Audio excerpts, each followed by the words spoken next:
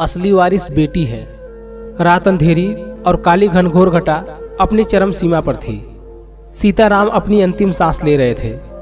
देखते ही देखते उनका समय पूरा हो गया और वह इस भौतिक संसार से विदा ले चुके थे। अब इस बात की खबर सभी रिश्तेदारों को दे दी गई। दोनों लड़के और उनका पूरा परिवार शोक व्यक्त करने में लग गया। लेकिन एक शख्स उसके परिवार में ऐसा था जिसको देखकर लग रहा था कि मानो उसका सब कुछ छीन गया हो। अब सीताराम के अंतिम संस्कार की तैयारी शुरू की जाने लगी। सीताराम के शव को सैया पर लिटा दिया गया। सभी लोग शोक मना रहे थे। तभी वहां अचानक एक मोटर आकर रुकी और उसमें से एक सूट पहने एक व्यक्ति उतरा और बोला, मुझे सीताराम जी से मिलना है। ये बात सुनकर वहां खड़े लोग ने कहा कि सीताराम जी अब इस दुनिया में नहीं रहे। ये जो शव आपके सामने है ये सीताराम जी का है। इतनी बात सुनकर वो व्यक्ति बोला, मेरे पैसे दिए बिना सीताराम जी नहीं मर सकते। सीताराम जी ने मुझसे 2 लाख रुपए कर्ज लिए थे। मुझे मेरे पैसे चाहिए। मैं तब तक इस अर्थी को नहीं उठने दूंगा जब तक कि मुझे मेरे पैसे नहीं मिल जाते।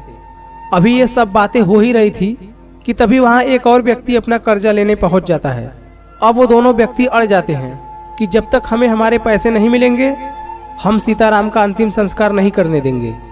वहां इकट्ठे खड़े सभी मोहल्ले और रिश्तेदार तमाशा देख रहे थे। तब सीताराम के लड़कों ने बोला कि पिताजी ने हमें कभी किसी कर्ज के बारे में नहीं बताया है, इसलिए हम कर्ज क्यों दें। बेटों की यह बात सुनकर सभी रिश्तेदारों ने अपना पल्ला झाड़ लिया कि जब बेटे ही नहीं दे रहे हैं तो हम क्या कर सकते हैं। देखते देखते बात बहुत बढ़ गई।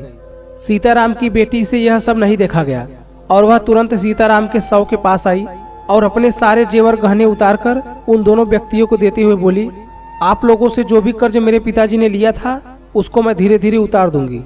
अभी आप मेरे सभी गहने ले लीजिए और मेरे पिताजी का अंतिम संस्कार करने दीजिए। बेटी की ये बात सुनकर उन दोनों व्यक्तियों की आंखों में आंसू आ गए और उस बेटी को उठाकर बोले, बेटी हमें सीताराम से पैसे लेने नहीं हैं बल्कि उनको देने थे, लेकिन हम लोगों को उसके असली वारिस का पता नहीं था, इसलिए हमने ऐसा नाटक किया। हो सके तो बेटी हमें माफ कर देना। ऐसा बोलते हुए दोनों व्यक्तियों ने सारी रकम उस बेटी को देते हुए कहा, बेटी तुम ही सीताराम के असली वारिस हो और हम सारा पैसा तुम्हें ही देकर जाएंगे। और हाँ दोस्तों, इस कहानी के माध्यम से मैं सिर्फ एक ही बात कहना चाहूँगा कि कुछ लोग बेटों की चाहत में न जाने कितनी मासूम बेटियों को इस संसार में आने से पहले ही मिटा देते हैं और हम लोगों को भ्रम होता है कि बेटा ही हमारा वारिस है, जबकि इतिहास उठाकर देख लो, एक बेटी ने हमेशा अपने माँ बाप का साथ दिया है, तो क्यों न बेटी भी हमारी असली वारिस हो। सो हे दोस्तों, आशा करता हूँ कि आपको स्टोरी अच्छी लगी। सो प्लीज़ लाइक और सब्सक्राइब जरूर करें। धन्यवाद।